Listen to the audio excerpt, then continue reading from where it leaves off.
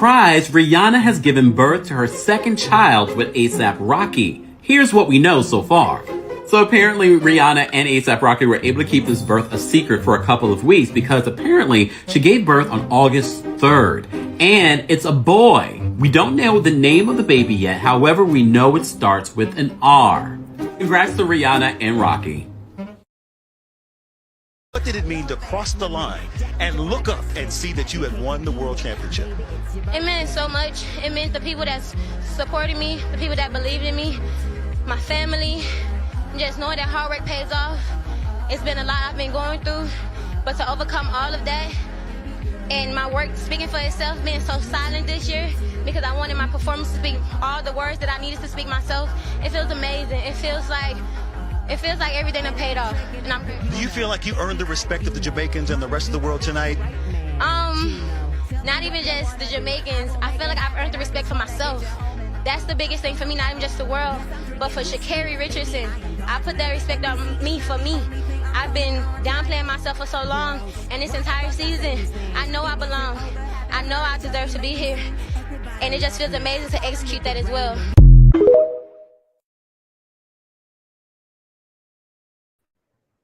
Good evening, good evening, good evening. Ew, how y'all doing tonight? So yes, Miss Sha'Carri Richardson, not only does she have the gold, but I believe she set a world record as well. So all of the naysayers, all of the doubters that want to come down on her for a little weed after the passing of her mother, suck it. Like, that is the best revenge. Hello, sir. Hi. Thank you.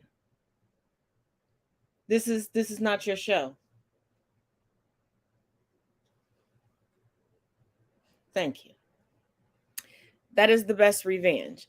Now tonight, we have a lot to get into. Let's start with a story that started going viral over the weekend, and let's dispel it. I understand buzzwords and headlines can be very enticing, but let's not pass around misinformation or disinformation. And what am I referring to?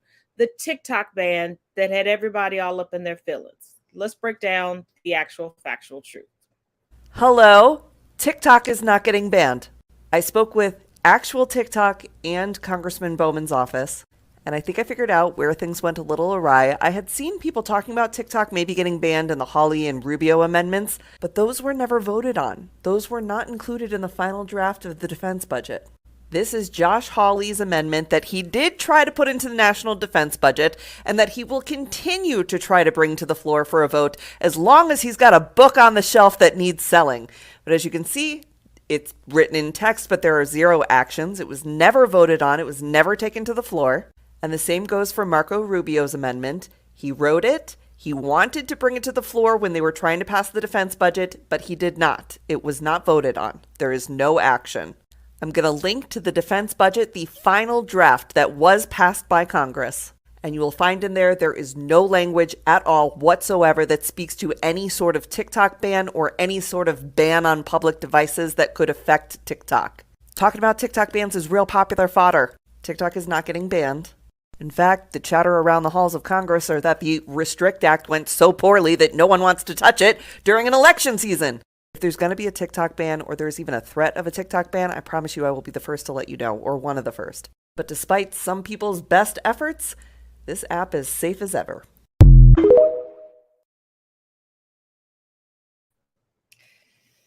Yeah, you kind of, hold on. Let's get some light. My bad, y'all. Hold on. Oops. Did I? Oh, I unplugged the light. Hold on. My bad.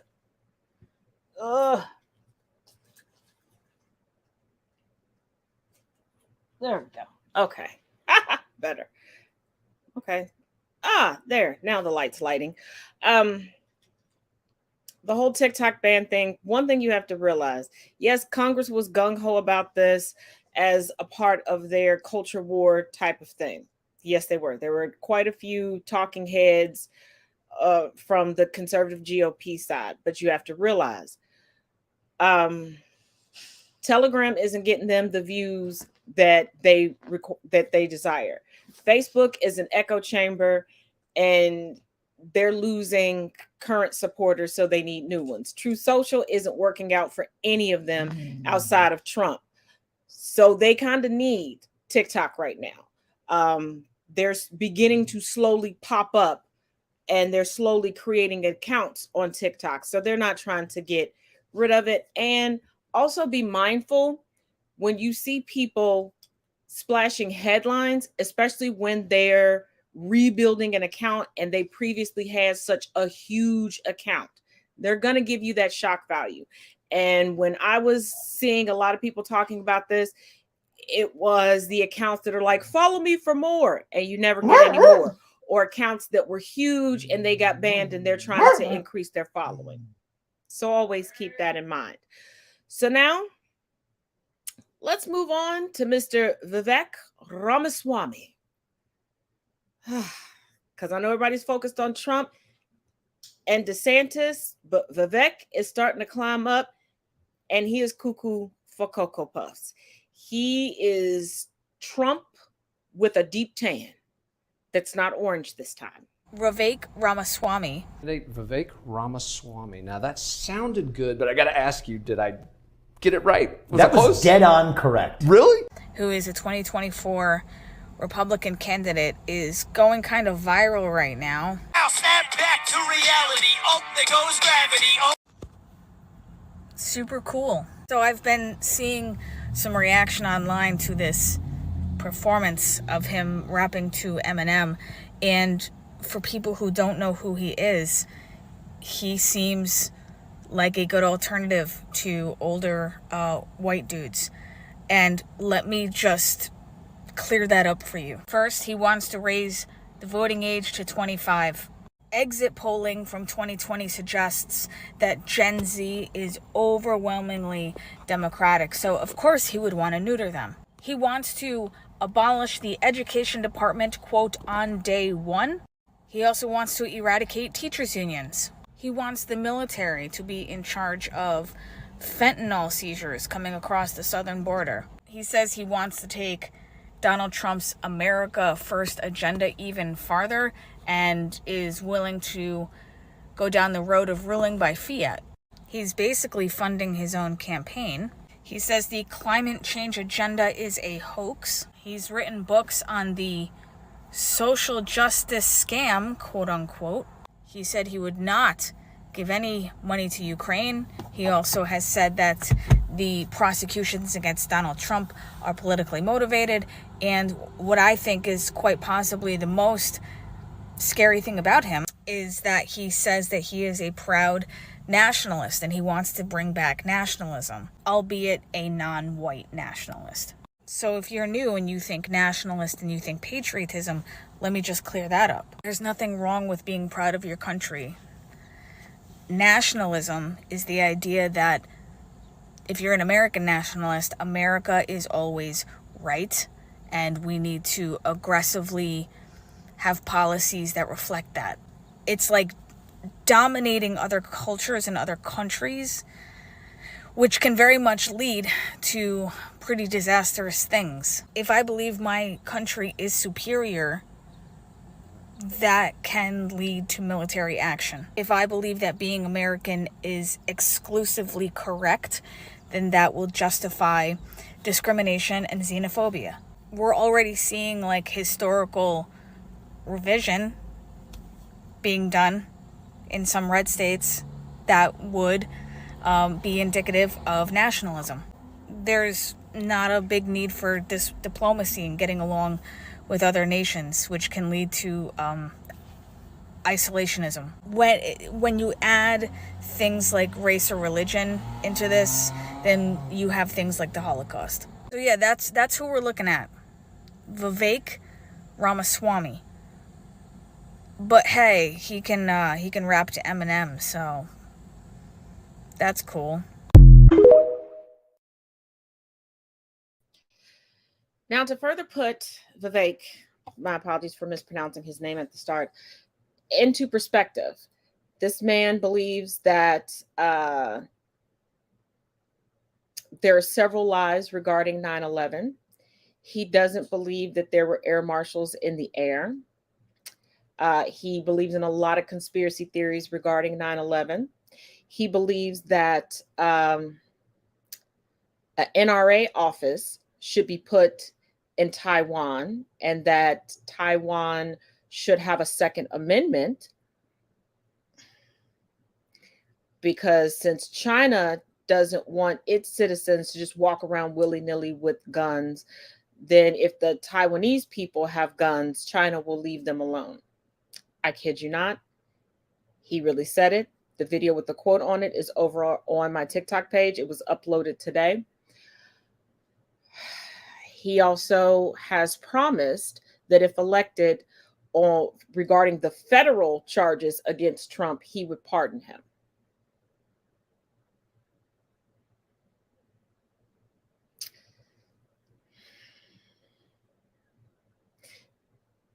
This is why I get frustrated when people are like, oh, don't worry about the other ones. It's either Trump if he doesn't go to jail or DeSantis.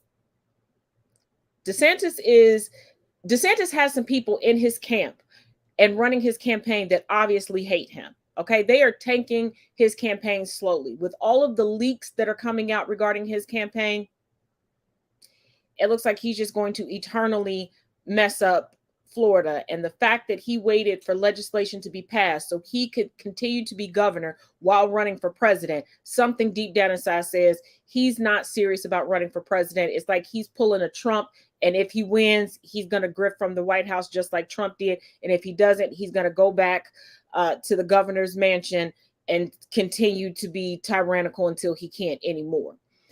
And let's not forget, DeSantis pulled a backwards move. He was in Congress and then became the governor. But whatever. But Mr. Ramaswamy, keep a close eye on him. He is Marjorie Taylor Greene in a pantsuit. He's willing to tell the Magadonian sycophants whatever, but what's scarier is what he actually believes. And he went through a red pill conversion as an adult, similarly to what Elon Musk did, where they have been converted over and pulled into that red pill movement as adult men. That couldn't be me.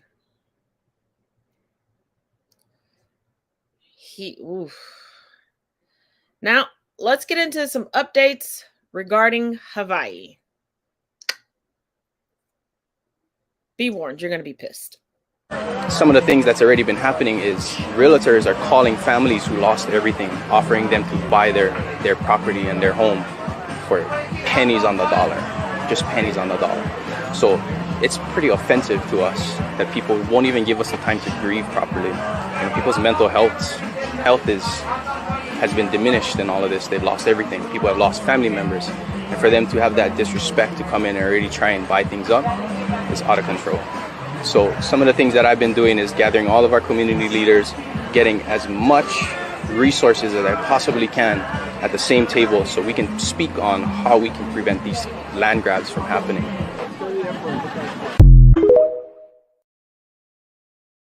about preserving Lahaina moving forward? I'm already thinking about ways for the state to acquire that land so that we can put it into workforce housing, to put it back into families, or to make it open spaces in perpetuity as a memorial to people who were lost. We want this to be something that we remember after the pain passes.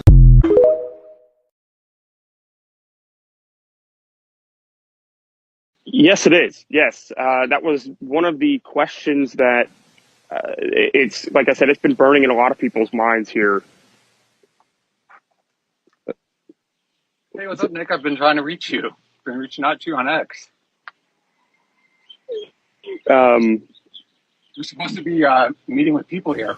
What victims have you met? Okay, yeah. So this is so you're seeing this live right now. People actually tracked me down. I thought you were staying in a tent. You said you were coming and staying in a tent, Nick. You're taking up resources. I'm not taking up any resources here. Yes, you are. No, I want to stay with it. I don't know how you live with yourself, man. You've seen the devastation. You've seen the people. I can see you cheering up because you know how much these people are suffering. No, you're literally here. You just. Okay.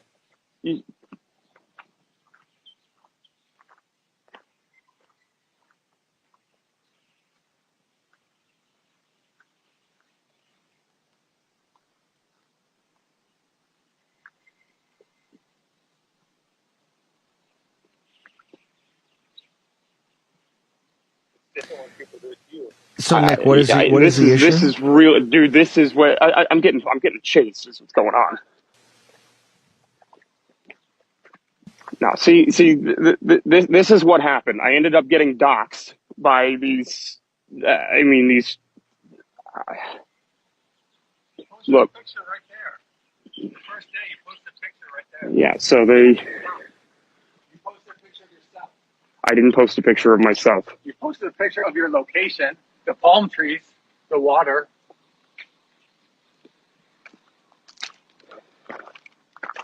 Yeah, I'm sorry, Steve. I'm floored right now. That's okay. Are you safe? Are you safe? I don't know. I honestly, I don't know. I don't know. So,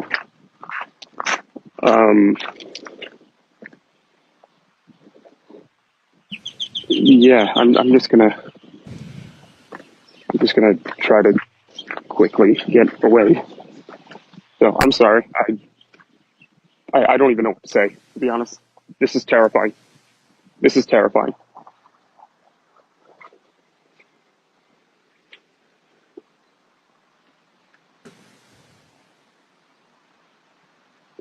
I don't even want to go near my vehicle. I don't want them to know what vehicle I'm driving either.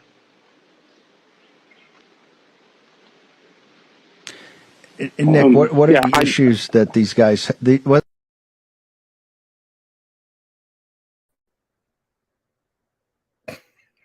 He's being chased, but he's walking.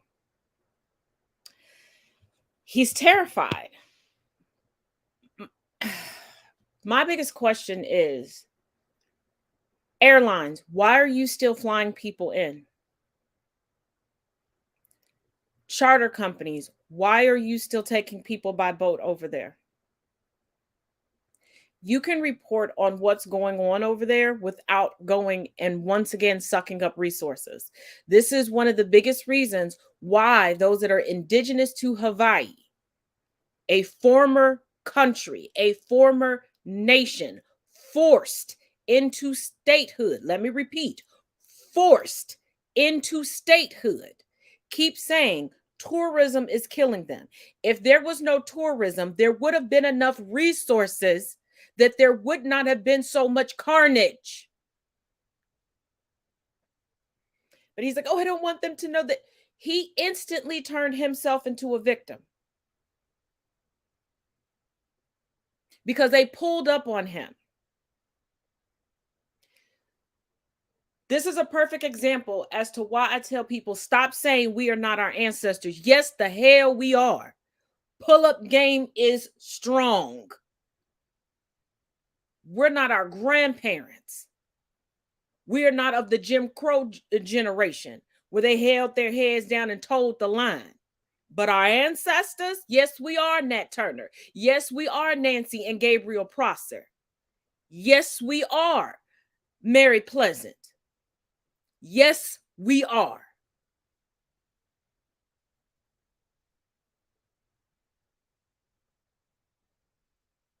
And see, the privilege clouds them so much that this man's like, oh, I'm being doxxed. First of all, nobody said your address. The man clearly said, I reached out to you on X, aka Twitter, and you posted your picture, which can be geolocated. And these are natives. These are people who are indigenous. He said he saw the palm trees, he saw the water, he knew the location. And you're driving. He said, you said you were staying in a tent. You drove there. So that means you're taking up resources in hotels that are supposed to be converted into shelters for these people right now. But yes, play the victim. And then goofy ass Bannon, what's their problem with you? But y'all so quick to say white privilege doesn't exist. That's a perfect example of white privilege on both sides.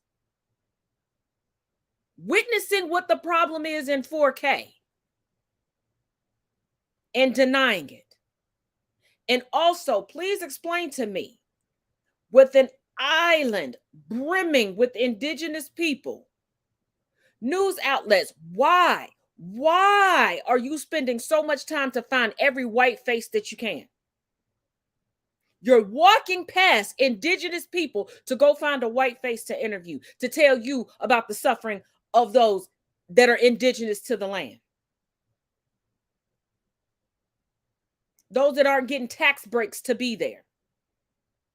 Those that are not venture capitalists trying to buy up land. And you got to be a sick, cold-hearted motherfucker to steal back millionaires and billionaires who are trying to capitalize on catastrophe yet again.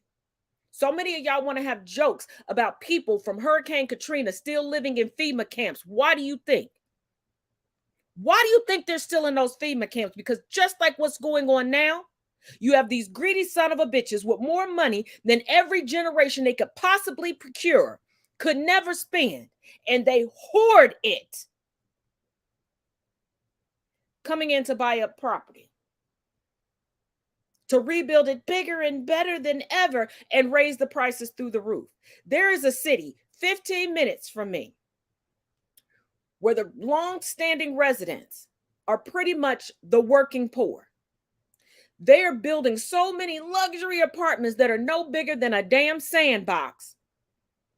And now it is fastly becoming the most expensive city to live in the Commonwealth that I live in.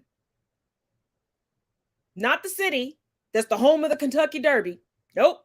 Not the capital city. Nope. Not the city that's the home of a huge university. No. A little podunk city. Because why? People fall on hard times. Flooding happens. And people come in and swoop up and then tell you to work harder. For what? Why does somebody need to pay $3,000 a month for rent for something the size of a damn sandbox?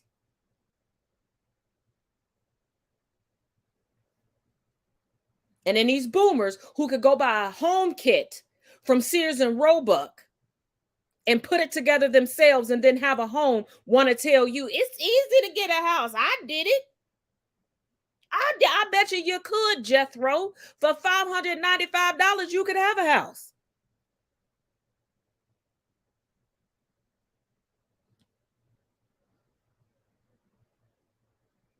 Y'all gonna keep raising the rent. Y'all gonna keep raising the rent. And all these melanated folks gonna take over the trailer park, and it's gonna be a whole different look. Okay, it's gonna look like lifestyles of the rich and famous. Don't let us get into the trailer game.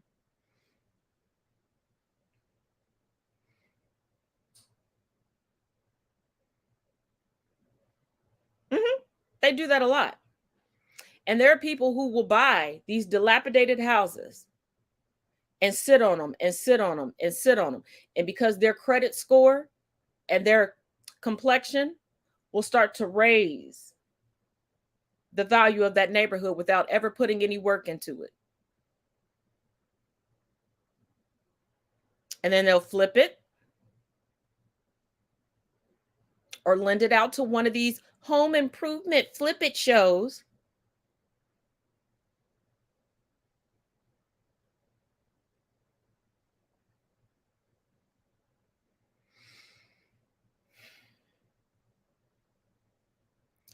Now, let's get into some updates from Jack Smith and the DOJ, because why not? We like Jack Smith. Donald Trump is a flight risk.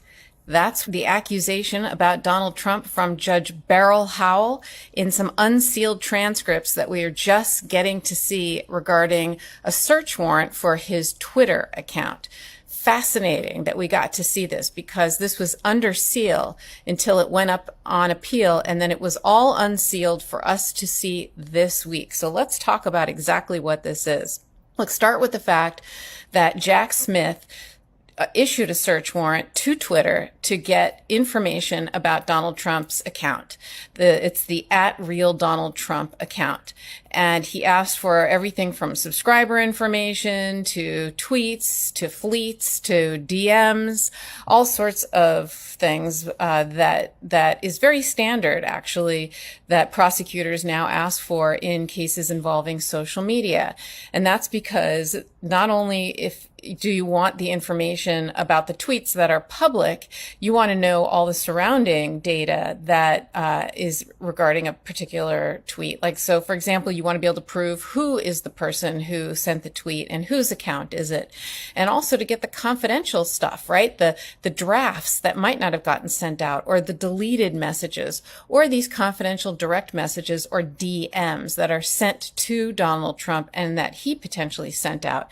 So these are reasons why a prosecutor would issue a search warrant for a social media account. And let's just remember what a search warrant is. A search warrant for a social media account is just like any other search warrant. It has two parts. It has the affidavit and it has the warrant.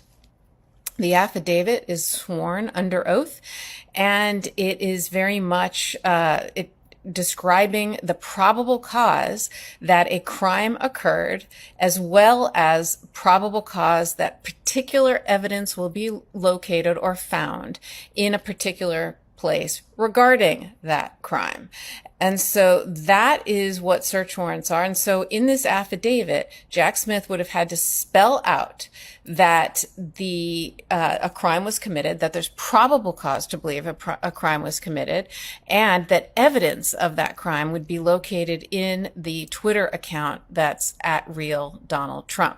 Now, when you send or when you execute a search warrant, and you execute a search warrant to Twitter by sending it to them, and they're the ones who have to go in and send you the information and comply. It's very different from, like, you know, when law enforcement went and executed a search warrant on Mar-a-Lago, where the law enforcement went in themselves and did the search and retrieved the evidence and the classified documents. Here, you don't have law enforcement showing up at Twitter and. It's Michael Popak, Legal AF. You want to know why the Department of Justice is trying to put the Proud Boys leadership, convicted of seditious conspiracy, away for over 33 years in some instances, and why that's so much greater than even they sought for the Oath Keepers? Is because if you put the Proud Boys and the Oath Keepers in a dark alley, the Oath Keepers would be scared of the Proud Boys, right? Right-wing extremist paramilitary organizations as the army of Trump are all not created equal. Proud Boys are worse than Oath Keepers. They all should go away for a very long time, breaking big rocks into small rocks, but the Proud Boys are worse. And I'm going to tell you why, and why the government, the Department of Justice, in their sentencing memo just filed, is seeking over 30 years for a number of the leadership. It is the Proud Boys that are responsible for every bad thing that happened on Jan 6th at the cradle of democracy at our Congress. Everything. They were the first ones in. They led a paramilitary organization that lined up at 10 a.m. at the Washington Monument, of all places, marched to the Capitol in wedge formation, led people there that they picked up, the other people there that were soldiers for them, but they were the leaders. They were the first ones to start the fight at the West Terrace. They were and the portico, battling it out hand-to-hand combat with police who were outmatched. They used weapons. They used bear spray. They used pepper spray. They used shields. They broke in, the first ones to break the line and enter the Senate. Breaking windows, using police shields at battering rams, and all of those things. Proud Boys are so bad that the Department of Justice has calculated, based on the way the sentencing guidelines run, where you start with a base offense level for seditious conspiracy at the highest level, gives you 32 points on that scale. Then you add a couple of points for terrorism enhancement because they're terrorists. And then you give them 4 points for leadership because they were the leaders of the Proud Boys. And then you give them criminal history enhancement. And you end up at a range of sentences for Biggs and Tario at almost 33 years, Zach Rell 30 years, and Ethan Norton 27 years. To put this in perspective, the leader, the one-eyed, patch-wearing leader of the Oath Keepers, also convicted of seditious conspiracy, went to jail for, he was sentenced for 18 years, Stuart Rhodes. They're looking for 33 years for these guys. That's how bad these guys are. And it's the reason all 4 of them have been sitting as part of the DC jail choir that Trump likes to laud, because they're really bad people. And that's why they've had to sit in pretrial detention, some of them for over 2 years.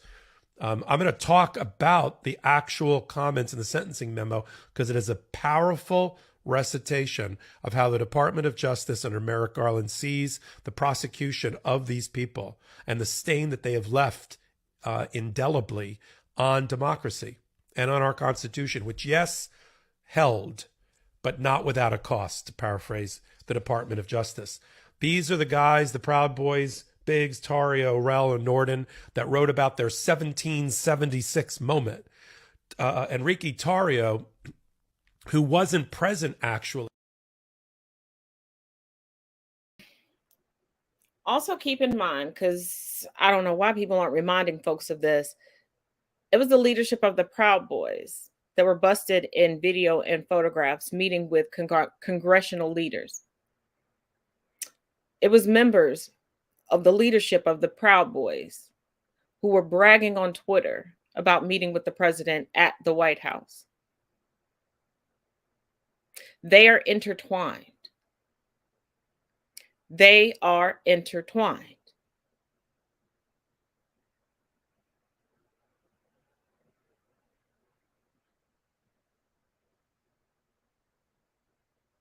They are one and the same.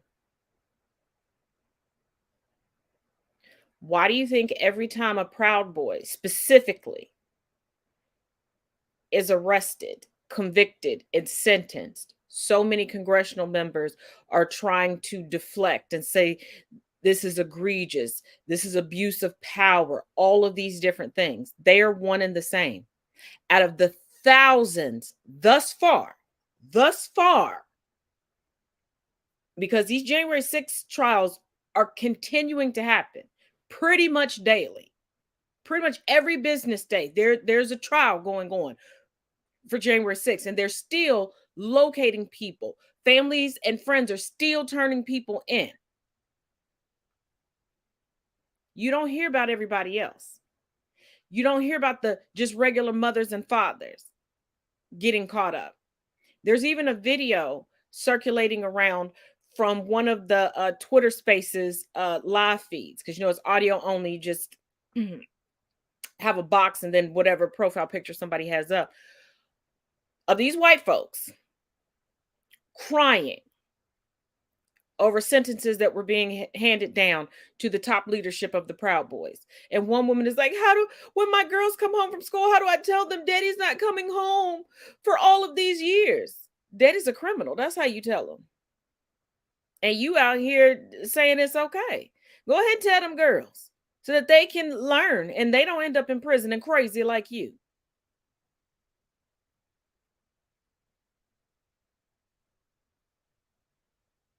And once again, an example of white privilege, because they did all of these things and sat back and thought that it was the red summer of 1922, thinking, oh, we'll just blame it on the black folks. They ain't going to come after us. And if they do, even if it passes the grand jury, they'll give us a slap on the wrist. Or they'll just send us home.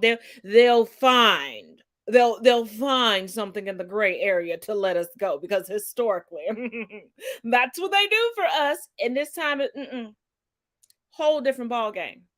Whole different ball game. Because even at those within the judicial system that want to give them a pass, that may agree with them, that may have it in their mind that the judicial system is only to keep melanated people in check and continue to push them into slavery, this is something that was displayed on the global stage. And what does the United States want to do above all else? And what has it traditionally and historically wanted to do? Live up to the PR campaign that it created for himself. So they got to do the right thing at this point. They got to get their Spike Lee on. They don't have a choice, because the global stage is where this took center stage. If it didn't, if we were in a day and time where there wasn't international news, if it was in a day and time that you had to wait 6 months for a letter to get across the pond to other people, you wouldn't see these convictions. You wouldn't have even seen so many people hauled in. You wouldn't.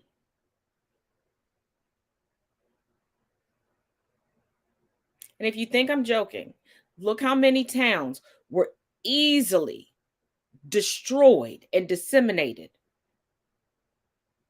And then look at how many prosecutions there were. We're not even going to talk about convictions. How many prosecutions were there? People were arrested for show and let go.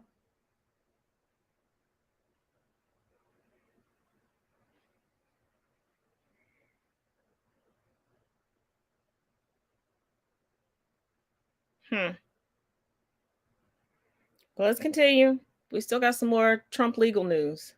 Oh, and Trump, after teasing that he would turn himself in tomorrow during the GOP debate, looks like he's going to do the thing with Tucker Carlson. I guess. I don't know. If he does, I'm going to stream it here. Also keep in mind, tomorrow we will be starting an hour early because the debates do start at 8 p.m. Eastern Standard Time. So I'll start there and we'll stream and we'll get it going. And around the 9 o'clock hour, our favorite resident Ginger will be joining. But Trump has now decided to turn himself in on Thursday. But let's get caught up on Trump, the 18, Fulton County, and all the other legal woes that had updates thus far this week. See you in 2 and 2. I'm Ben Meiselas from the Midas Touch Network. Just hours after the Fulton County Superior Court entered a consent bond order for criminal defendant Donald Trump, which had very specific conditions which Donald Trump was prohibited from violating, Donald Trump immediately violated those terms in 2 separate social media posts, and the terms of bond specifically prohibit Donald Trump from using social media in the way he just did. And Donald Trump's own lawyers were the ones who consented to this as well, along with Fulton County Superior Court Judge McAfee and Fulton County District Attorney Fani Willis. I'm going to read for you the 2 posts that Donald Trump just made, and then I'm going to read for you from the consent order showing the specific violations by Donald Trump. The next question is, what will happen next? Fulton County District Attorney Fani Willis has showed that she is fearless. Will she raise these issues to Judge McAfee? We will see, but let's be clear. This was an obvious violation by Donald Trump. Here's what Donald Trump first posted within hours of the consent order being issued. Trump writes, "Can you believe it? I'll be going to Atlanta, Georgia on Thursday to be arrested by a radical left district attorney, Fani Willis, who is overseeing one of the greatest murder and violent crime disasters in American history. In my case, the trip to Atlanta is not for, quote, murder, but for making a perfect phone call. She campaigned and is continuing to campaign and raise money on this witch hunt. This is in strict coordination with crooked Joe Biden's DOJ. It is all about election interference. That is the first post that Donald Trump made. And it should be noted that Fani Willis did not campaign on that at all. Fani Willis ran in 2020 before Donald Trump was engaged in an insurrection. Although Donald Trump's criminal conduct there was probably still obvious for all to see. Donald Trump's next post, about 2 hours later, he writes the following. The failed district attorney of Fulton County, Atlanta, Fani Willis, insisted on a $200,000 bond for me. I assume, therefore, that she thought I was a quote, flight risk. I'd fly far away, maybe to Russia, share a gold dome suite with Vladimir, never to be seen or heard from again. Would I be able to take my very understated airplane with the gold Trump affixed for all to see? Probably not. I'd be much better off flying commercial. I'm sure nobody would recognize me. There are 30 unnamed co-conspirators in the Georgia indictment of Donald Trump and others. We can check another one off the list. Number 25 is Doug Logan, CEO of the Cyber Ninjas, the defunct and bankrupt Cyber Ninjas. You may recall that the Cyber Ninjas did the so-called audit in Maricopa County through several months in 2021. Ultimately, they found that Biden won by even more votes, though experts said they think that all the numbers were likely just made up. Logan has been ordered by an Arizona court to turn over text messages and other materials, though has not done so, and he's being fined $50,000 a day, over $3 million so far. He'll never pay that, and he probably won't go to jail for it either. He hasn't been charged in Georgia, but he did say in a deposition in 2022 that he accessed Georgian election data on multiple occasions and got special access to inspect equipment at a county elections office. That happened in Coffee County, Georgia. Logan was asked to comment, but declined to do so. We don't know yet if Logan will either be charged or testify in the case, but it'll probably be one of the two. Well, it seems as though several of our defendants in the great state of Georgia are starting to come to the terms of their bond agreement. Yes, folks, today we have more information on the bond amount for attorney John Eastman, who will be turning himself in, as well as additional details to Donald Trump, his bond, his terms of release, and when he wants to surrender. First off, let's start with John Eastman because nobody really cares about him. His bond amount is going to be $200,000. We are also unsure as to what time frame he will turn himself in, but we do know everybody has to be in custody by midnight Friday. If not, they're coming for you. And then there's the term for Schindler's bond, which also will be $200,000. And in addition to that bond, he has an order of not making any threats in his election case on the internet, which we know is going to be incredibly hard for him. Donald Trump will face a $200,000 bond and orders to not send threatening social media messages as the former U.S. president awaits trial in Georgia. The above shall include, but are not limited to, posts on social media or reposts of posts made by another individual on social media. You're not going to get around it by just doing the retweety tweet or the retruthy truth. Additionally, Mr. I have to be the center of attention, wanted to turn himself in Wednesday during the actual GOP presidential debate, because he's not going either way. So instead of going and debating the people he's running against, he's going to turn himself in. And the Republicans think all of this looks great for their party. I love this. Honestly, let's just keep going like this, Republicans. Let's keep on this path. Because in no time, your party will be DOA. As it is now, it is barely on life support. So buckle up, guys. We have 19 criminal defendants that have to turn themselves in just this week. I'm gonna need a whole lot more coffee.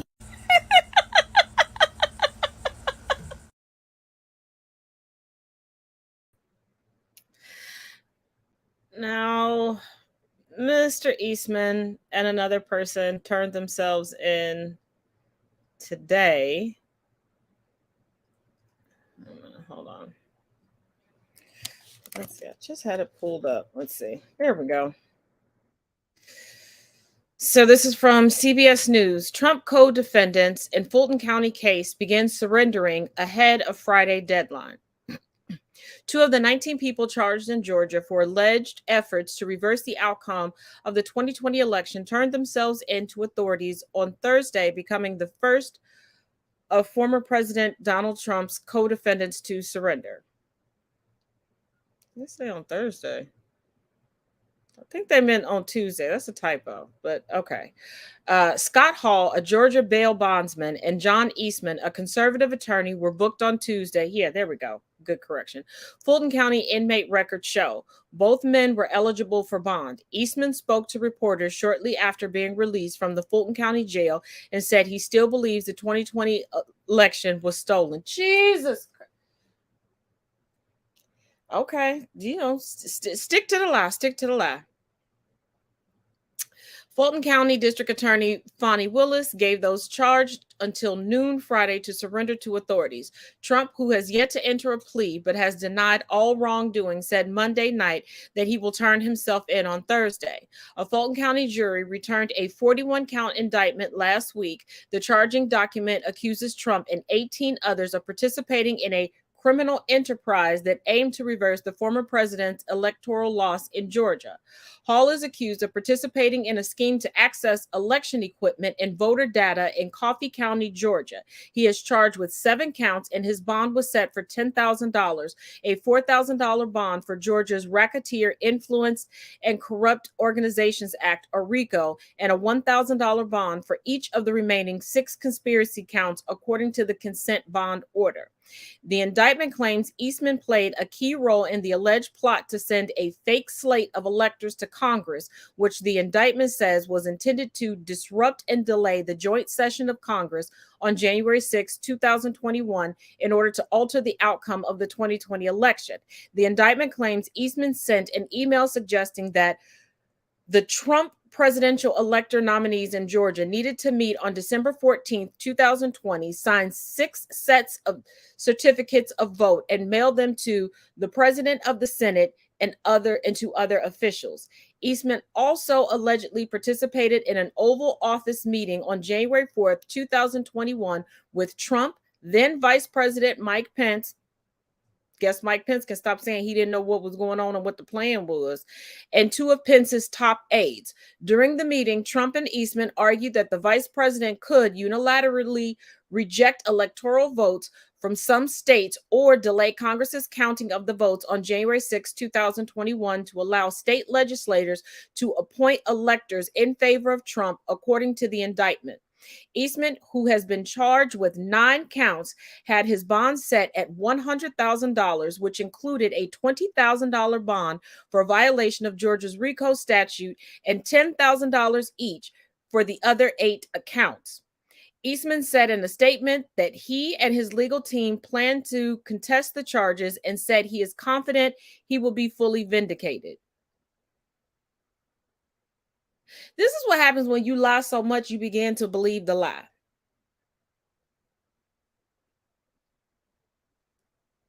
Now, remember when I gave y'all a breakdown of who everybody was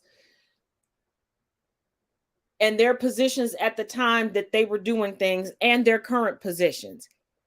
Eastman is one of those that knew 100% what he was doing was illegal and fraudulent. But he's sticking to the line. I'm going to be vindicated. Houseway. Who do you think you're such good friends with that they're going to get you out of this? There's not enough. There is not enough networking you could do to get out of this.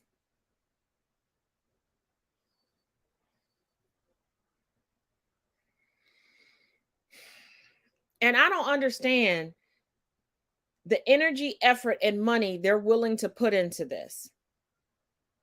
I have a hard enough time trying to help people pull off like surprise parties, especially when I'm the person that's supposed to like deliver, like the person who's supposed to be surprised and keeping the cover story straight. And that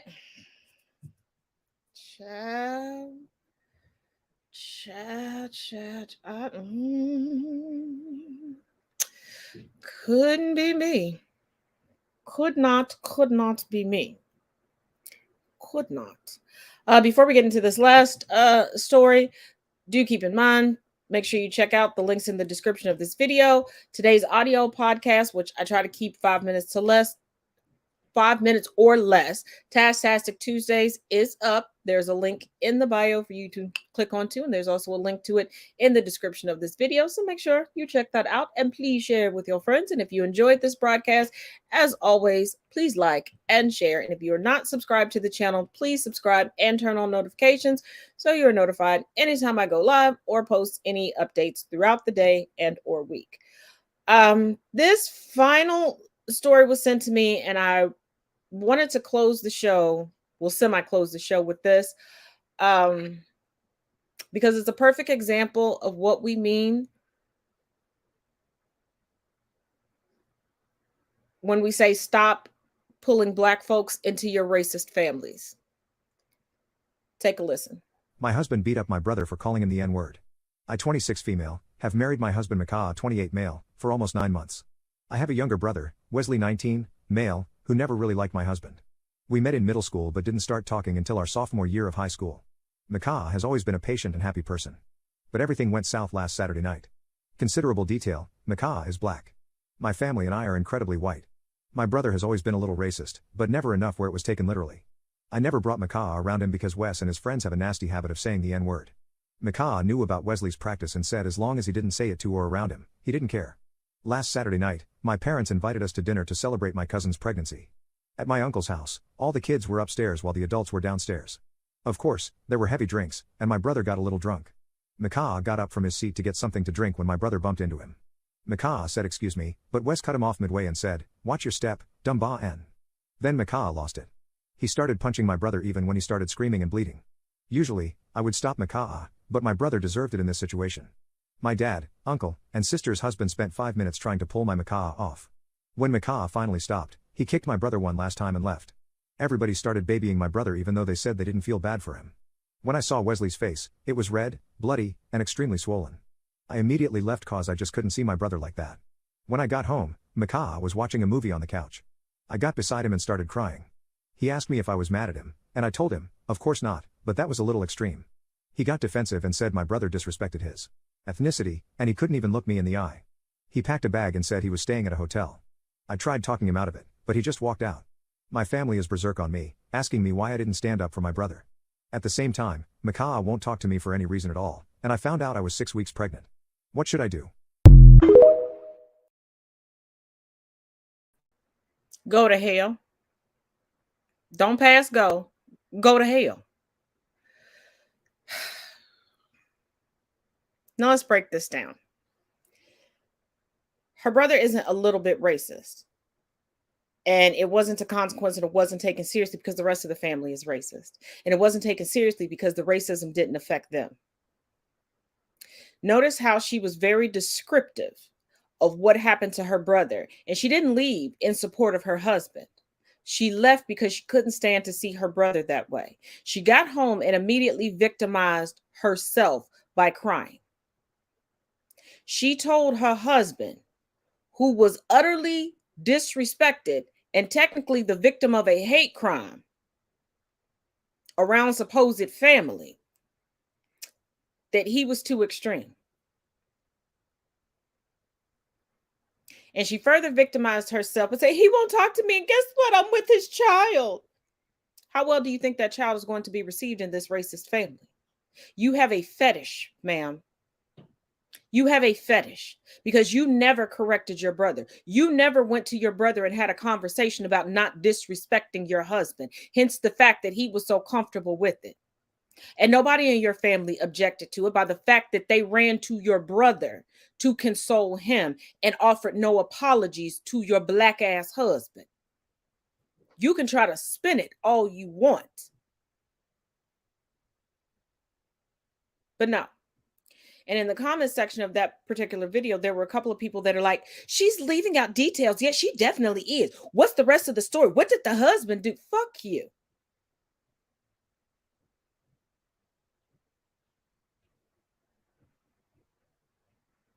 Because these are the same people that will see a Karen going berserk and never ask for additional information, never claim that anything's missing. They'll see a white woman or a white man arguing with the cops and never pull out they should have complied. Stop knowing that your family is racist and going out and specifically targeting non-white people to get into a relationship with. We are not going to magically appear and fix the racism within your heart or your family. We are not here to procreate pretty babies for you. We are not here to be tokenized for you to be like, well, I'm not racist. It's just my brother. One thing for certain, two things for sure. You can have one anti-racist in a very racist family because their lived experience, their life has taken them down a path to realize the idiocracy and the ignorance behind racism and how wrong it is. But you cannot have an entire family of non-racist and then one racist because they learned it from somewhere and they got comfortable enough with it somewhere, especially when it's unchecked.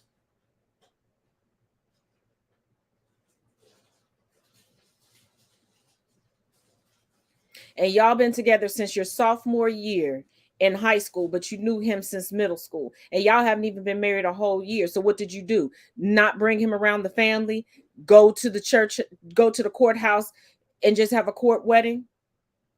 How has nobody been, how?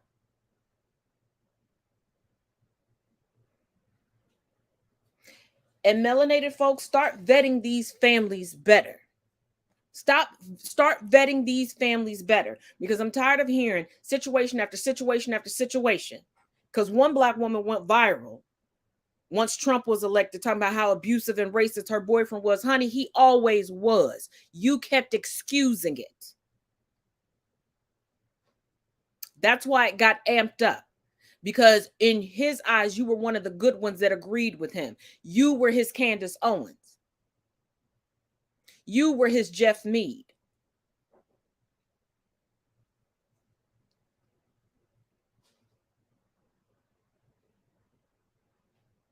But see how quickly her husband became the villain.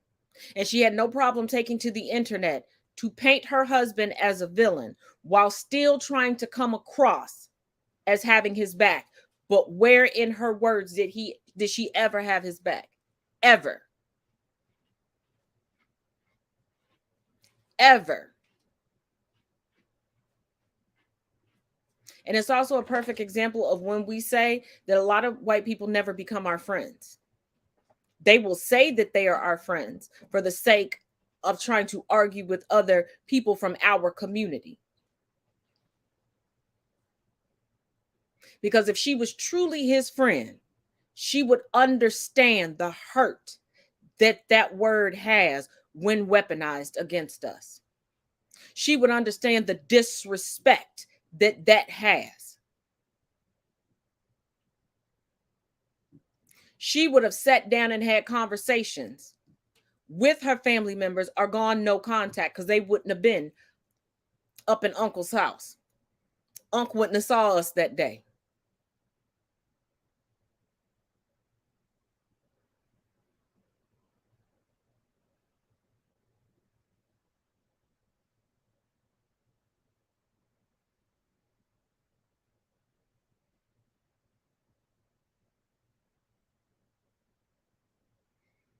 And you see how she was quick to excuse her brother's behavior because he had a little too much to drink.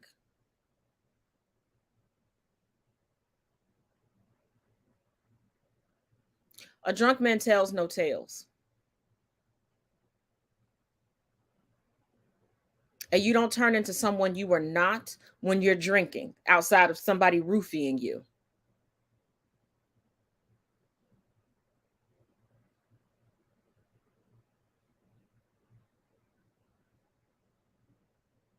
Because if alcohol was the root of racism, explain to me the racism that comes soberly. Since she knows that her brother and his friends consistently sling around the N-word.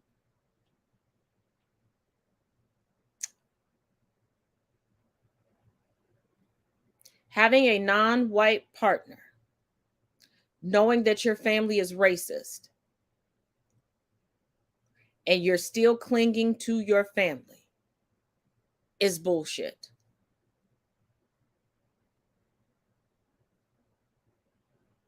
And I promise you, everything that is positive in her life right now, she got from the black side of that family. She got from her husband's family. I promise you. New friends, employment connections, probably a leg up in the community. All of these things came from the black side of the family, but she will dog out that black side of the family. She will talk down to them. She will act better than them, knowing that she has become reliant upon them. I'm not reaching. Look at the women who act that way. Look at the women who transform themselves when they get into interracial relationships.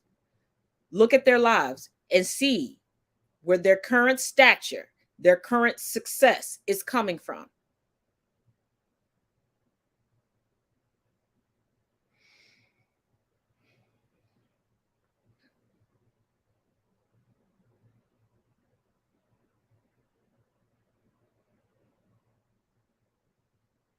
As always, thank you for joining me here for Conversations with Taz Talk About It Tuesday. Sorry, I forgot what day of the week it was. That's what happens when you take a day off. Keep in mind, another reminder, and I will put out another reminder on TikTok tomorrow. We will be starting an hour earlier due to the GOP debates. So we'll be live streaming. And if you have not been around previously for a presidential campaign with me, get your snack, be ready to laugh. You might need some pen and paper to take down some notes because, we're going to break this shit show down. So as always, each one reach one, each one teach one. Y'all be good now.